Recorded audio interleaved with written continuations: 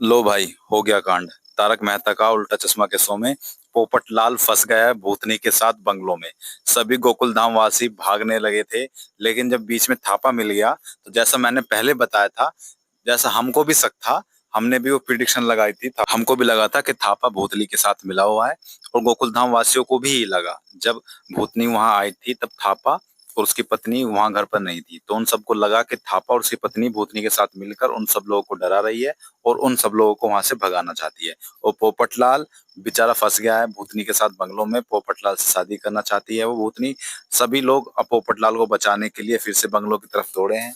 दोस्तों, आखिरकार ये भूतनी है कौन और ये क्यों यहाँ रहने वाले लोगों को डराती है?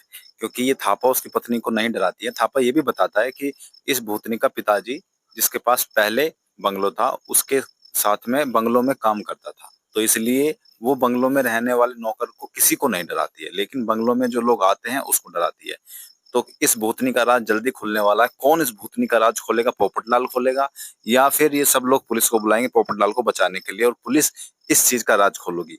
हालांकि गोकुल धाम वासी जितने भी हैं वो अपना केस खुद ही सुलझाते हैं, इसलिए अगर इंस्पेक्टर चालू पांडे आ भी गए तो भी वो कुछ नहीं कर पाएंगे। गोकुल धाम वासी खुद ही अपना केस सुलझाएंगे। लेकिन हाँ, जो भी होगा बहुत इंटरेस्टिंग और बहुत मजेदार होगा। इस भूतनी का जब राज खुल करके सामने आएगा तब सब लोग भौचक्के के रह जाएंगे कि ये कहानी थी इसके पीछे। लेकिन सच में इस एपिसोड को देखने में मजा आ गया।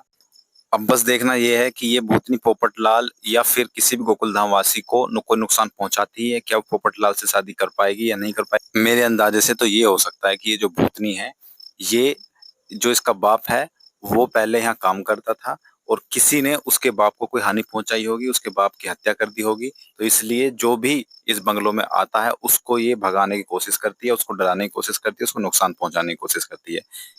खैर, जो भी हो, अगले एपिसोड में सारी चीजें सामने आ जाएंगी, भूतनी का खुलासा हो जाएगा और बहुत सारी चीजें खत्म हो जाएंगी। मिलते हैं अगले एपिसोड में, तब तक के लिए धन्यवाद।